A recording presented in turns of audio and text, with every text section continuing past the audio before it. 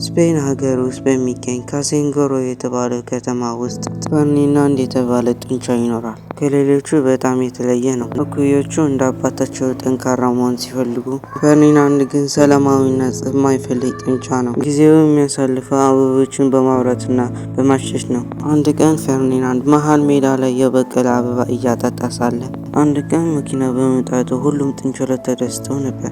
መኪናው ምን ሊያደርግ እንደመጣ ስለማያውቅ ለጡንቻዎቹ ምን ሊያደርግ እንደመጣ ይጠይቃቸዋል። ቫሌንቴ የተባለው አንድ ጡንቻ ከሁሉም ጉልበተኛ የሆነ መርጦ ተፋላሚ እንደማያደርገው ይነግረዋል። በሬዎቹ ሲያድጉ ለቀጣይ እኔን መረጠው ብሎ መጨቃጨቅ ይጀምራሉ። ጭቅጭቃቸው እየጋለ መጥቶ ቫሌንቴ ለአንዱ በሬ ሲገፈትረው ፈርዲናንድ በመሃል ላይ የበቀለው አበባ ለመከላከል እየተጨነቀ ነበር። ቫሌንቴ ይሄን ካየ በኋላ ወደ እሱ መጥቶ እኔ ካልተፋለምከኝ አበባውን ከዚህ አጠፋዋለሁ በሚል ማስፈራሪያ ይሰጠዋል። ፈርዲናንድ አልዋጋ ብሎ በነፍሱ ለአበባው ከለላ ይሆናል። በሬዎችን የሚመርጡ ሰዎች ሲገቡ፣ ትልልቅ በሬዎች ደግሞ እንዲመረጡ ወደ ሜዳው ይገባሉ። ሜዳው ውስጥ የፈርዲናንድ አባትና የቫሌን አባት መዋጋት ይጀምራሉ። ትንሽ ከተጓዙ በኋላ ሰዎቹ የፈርዲናንድ አባት እንዲወሰድ ይመርጡታል። የፈርዲናንድ አባት ከመሄዱ በፊት ፈርዲናንድ ወደ አባቱ ይሄድና ሜዳ ላይ መዋጋት ባለመፈለግ ምን ችግር አለብኝ ብሎ ይነግረዋል። አባቱ ወሬ በመቀየር ስታድግ የዚህ ከተማ ትልቅ የተዋጊ በሬ ትሆናለህ ብሎ ያበረታታል። አባቱ ስላልተረዳው ቢያዝንም ፈርዲናንድ አባቱን ተሰናብቶት ወደ ውስጥ ይገባል። መሃል ግን ቫሌንስ አበባው ጨፍልቆት ሲሄድ ይመለከታል። በሚያድሩበት ቦታ ፈርዲናንድ አባቱ በድል ይመለሳል ብሎ ለብዙ ቀናት ይጠብቀዋል።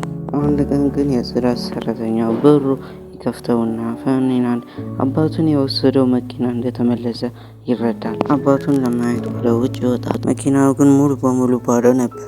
ፈርዲናንድ አባቱ እንደተሸነፈ አስቦ በመሃል ግን የጽዳት ሰራተኛው ያገኘውና ወደ በረቱ ሊያስገባ ይሞክራል። ፈርዲናንድ ሳያስበው ከካልሲ ዶሮ ይወጣና በሰራተኞች መሳደድ ይጀምራል። ይህ መንገድ አዲስ ህይወት የሚጀምርበት መሆኑን ሲረዳ ከጎኑ የነበረው ባቡር ሲሄድ ነጥሮ ወደ እሱ ይገባል። ለሰዓታት ከተጓዘ በኋላ ባቡሩ ሲቆም ፈርዲናንድ ከባቡሩ ይወርዳል።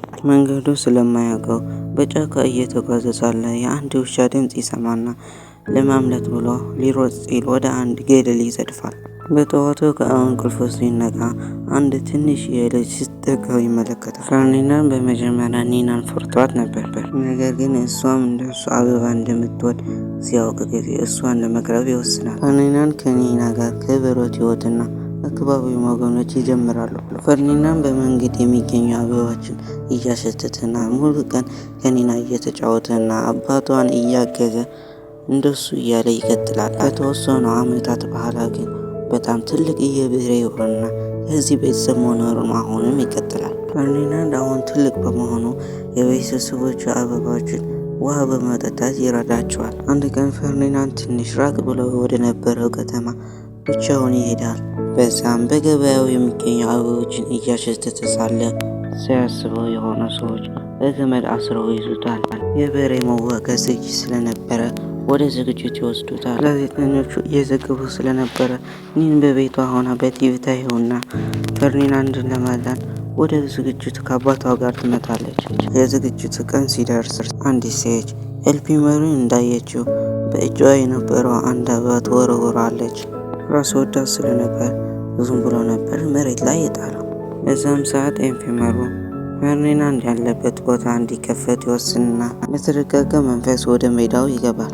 ኤልፒሜሩ ፊት ለፊት ሲተያዩ ሊወጋው ይዘጋጃል። ፈርዲናንድ መዋጋት ባለመፈለጉ ባወቀበት ጊዜ ሰራተኞቹ ሹል ብረት እንዲወጉት ያዛቸዋል። ከእነሱ ለመራቅ ፈርዲናንድ ሲሮጥ ኤልፒሜሩ ግን ይተናክለዋል። ኤልፒሜሩ ግን በዚህ ሁሉም ሰው በተደጋጋሚ በፈርዲናንድ ይዋረዳል። በዚህ ተናዶ በያዘው ብረትን ፈርዲናንድን ይወጋዋል። ይህን ያናደደው ፈርዲናንድ በቀድሞ ይይዘውና ሊገድለው ይዘጋጃል። ያቺ ሴት በወረወረችው አበባ እንደቆመ ያይና ወደ ትክክለኛው ጠባዩ ተመልሶ ይረጋጋል። ኤልፒሜሩ እንዳወረደው ቀስ ብሎ ከአጠገቡ ይርቃል። በኋላ ግን ኤልፒሜሩ ከጉራዴ ይመለስና እስከ መጨረሻው ሊገድለው ይዘጋጃል። ፈርዲናንድ እንደማይዋጋ ቁጭ ብለው ካሳየው በኋላ ሁሉም ሰው ኤልፒሜሩን በሬው እንዲተወው ይጠይቁታል። በተመልካቾቹ መሰረት ኤልፒመሩ ሰላምታ ይሰጠውና ከሜዳው ይወጣል። ኒና በስተመጨረሻ ወደ ሜዳው ገብታ ይተቃቀፋሉ። ፈርዲናንድ ደግሞ አበባ እየተወረወረለት ይሞገሳል። ፊልማችን በዚህ ያበቃል። ፊልሙን እንደተመቻቸው አልጠራጠርም። ቪዲዮውን ላይክ፣ ቻናሉን ሰብስክራይብ በማድረግ ለእኔ ትልቅ ደገፍ ይሆነኛል። በቀጣይ ቪዲዮ እስከምንገናኝ ድረስ ይመቻችሁ።